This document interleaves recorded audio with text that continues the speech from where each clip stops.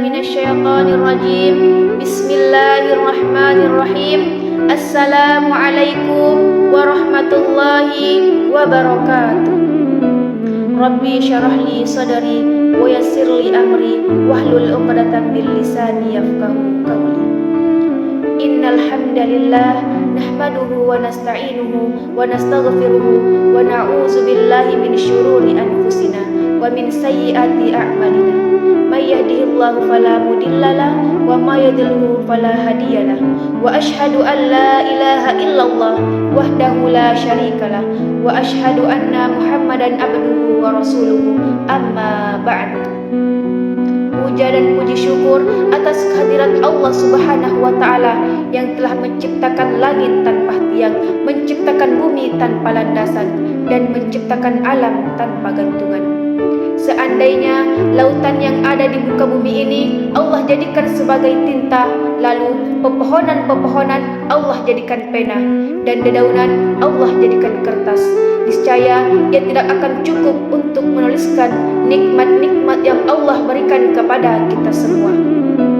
Selanjutnya, salam bernadah mahkota salam marilah kita hidangkan kepada salah seorang pemuda yang datang dari Gunung Sahara, yang ganteng dan gagah perkasa, sehingga orang menyebutnya to the best people, yakni baginda alam Nabi besar Muhammad sallallahu alaihi wasallam, dengan mengucapkan Allahumma salli ala Sayyidina Muhammad wa ala alihi Sayyidina Muhammad. Semoga dengan memperbanyak salawat tadi kita mendapatkan syafaatnya di dunia dan di akhirat. Amin ya rabbal alamin.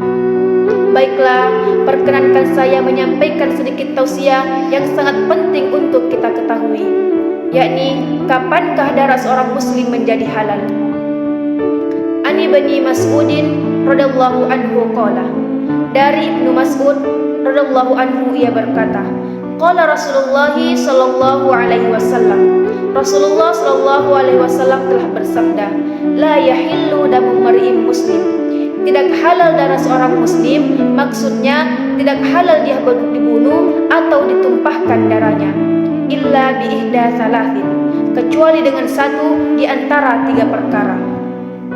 As-saibuz zani, ini yang pertama, jika dia telah menikah kemudian dia berzina, zina masal. Kemudian wan nafsu bin nafsi, ini yang kedua, jika dia membunuh dengan sengaja jiwa yang lainnya, maka dia berhak untuk dibunuh atau dihukum mati. Wat tariqul dinil mufariqul jamaah, ini yang ketiga, jika dia meninggalkan agamanya alias murtad dan memisahkan diri dari jamaah kaum muslimin. Hadis ini diriwayatkan Bukhari dan Muslim. Hadis ini sahih yang diriwayatkan oleh Al-Imam Bukhari dan Al-Imam Muslim. Kaum muslimin yang insya Allah dirahmati oleh Allah Subhanahu wa ta'ala, hadis ini diriwayatkan oleh Al-Imam Bukhari dan Imam Muslim. Namun dalam riwayat Muslim terdapat tambahan lafaz, damu mar'in muslimin yashhadu an la ilaha illallah, yang berikrar bahwasanya tiada ilah yang berhak untuk diibadahi kecuali hanya kepada Allah Subhanahu wa ta'ala, dan dia bersyahadat bahwa Nabi Muhammad sallallahu alaihi wasallam rasul utusan Allah Subhanahu wa ta'ala. Ini dalam riwayat Muslim. Seorang muslim yang telah berikrar dengan syahadatnya la ilaha illallah Muhammad Rasulullah, haram ditumpahkan darahnya atau dibunuh, kecuali dengan tiga perkara yang telah disebutkan dalam hadis ini. Yang pertama, berzina dalam keadaan sudah pernah menikah. Jika seorang berzina sementara dia sudah pernah menikah, maka hukumannya adalah dirajam hingga dia mati. Wajib bagi pemerintah atau waliul amr untuk menegakkan hukuman ini, dan wewenang untuk menegakkan hukuman ini hanya dimiliki oleh pemerintah yang sah. Tidak boleh bagi kaum muslimin untuk main hakim sendiri. Sedangkan jika yang berzina adalah seorang lajang yang belum pernah menikah, maka hukumannya adalah dihukum cambuk 100 kali. Yang kedua, membunuh sesama muslim. Membunuh sesama muslim dengan sengaja dan dengan alat yang mematikan. Dalam hal ini berlaku hukum qisas. Jika jiwa dibalas dengan jiwa, namun jika ahli waris memaafkan pelaku pembunuhan, hukuman qisas ini bisa diganti dengan membayar diat. Adapun jika secara tidak sengaja membunuh orang lain, maka tidak berlaku hukuman qisas. Allah Subhanahu wa taala berfirman, Bismillahirrahmanirrahim, wa katabna 'alaihim fiha anna nafsa bin nafsi. Kami telah menetapkan bagi mereka di dalam Taurat bahwa nyawa dibalas dengan nyawa.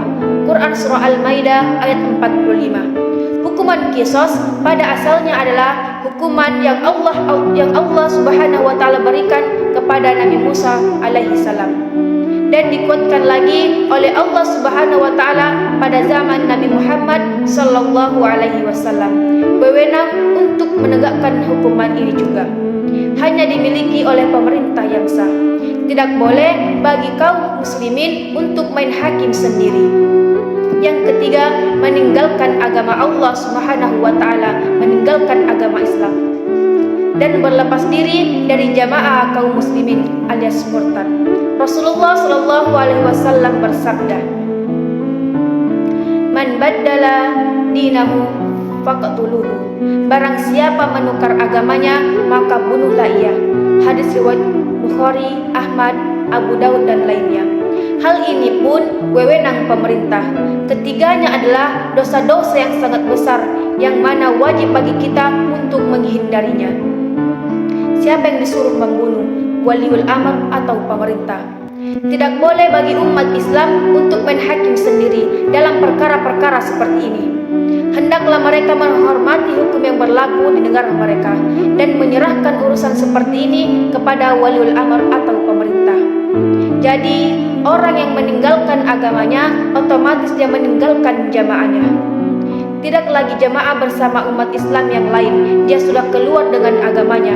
Maka dari itu kita berdoa semoga kita bisa istiqomah di jalan Allah Subhanahu wa taala. Dan kalau sampai terjadi ada orang yang keluar dari agama Islam, maka inilah hukumannya dalam agama kita.